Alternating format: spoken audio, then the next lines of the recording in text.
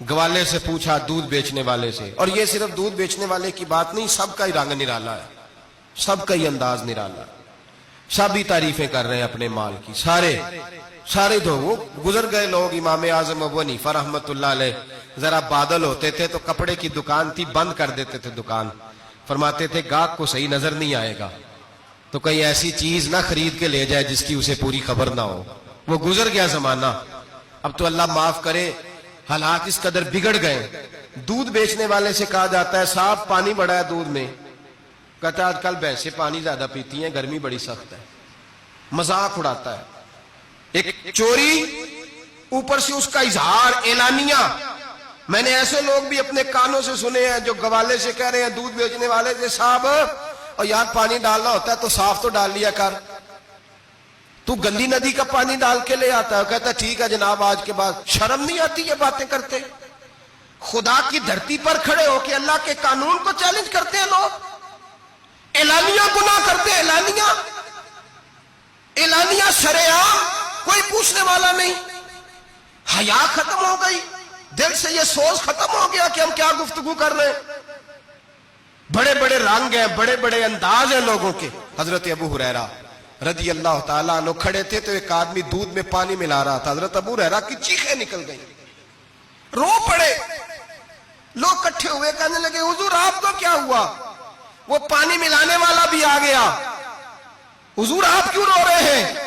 فرمایا قیامت کے دن تجھے جو سزا ملے گی وہ سزا یاد کر کے میری آنکھوں میں آنسو آ گئے، تجھے جو سزا ملے گی میری آنکھوں میں آنسو آ گئے۔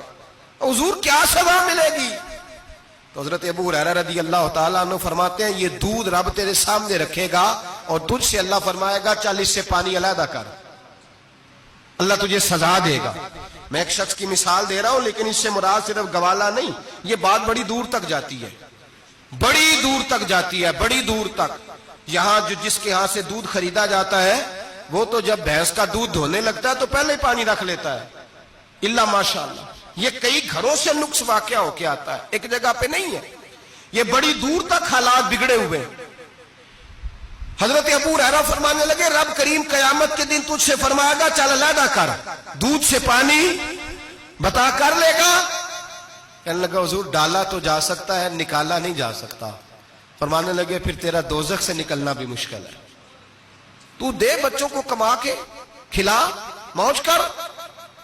اب تو یہاں تک تماشا لگ گیا ہے، میں ایک رپورٹ پڑھ رہا تھا کراچی میں ایسی بھی دکانیں پکڑی گورنمنٹ نے کہ جہاں دودھ کے اندر کیمیکل ملایا جاتا ہے گاڑھا کرنے کے لیے، اور اس کیمیکل نقصان یہ ہے اس کیمیکل کا کہ وہ کینسر کا باعث بن رہا ہے۔ 2 کلو دودھ کی خاطر قتل کر دیا ایک انسان کو، 200 400 500 کی خاطر مار دیا بیماری لگا کے، بچے یتیم کر دیے، عورتیں بیوہ کر دی، گھر اجاڑ دیے تھوڑے سے دھوکے کے لیے، اتنی سی دنیا داری اکٹھی کرنے کے لیے۔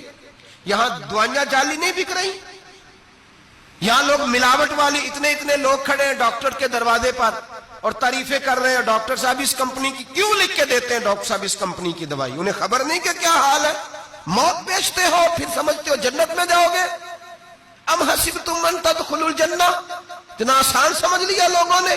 میرے رسول پاک صلی اللہ علیہ وسلم نے فرمایا جس کا دوست، جس کا بھائی، جس کا پڑوسی اس کے بوائق سے محفوظ نہ ہو وہ آدمی جنت میں نہیں جائے گا۔ صحابہ نے کہا حضور یہ بوائق کیا ہے؟ فرمایا ظلم اور دھوکہ، جس نے پڑوسی کو بھی دھوکہ دینے سے وہ باز نہیں رہا۔ لوگ شکوہ کرتے ہیں، کہتے ہیں لوگ دنیا ساری دھوکے باز ہو گئی ہے، لوگ سارے، کسی نے ملا رومی سے کہا تھا حضور سارے لوگ ہی دھوکے باز ہیں۔ فرمایا تو اپنا تجربہ کرنا، تجھے اس لیے سارے دھوکے باز ملتے ہیں کہ تیرے اپنے اندر بڑا دھوکہ ہے، اپنے اندر خلوص پیدا کر، اللہ تجھے بڑے خلوص والے لوگ عطا فرمائے گا۔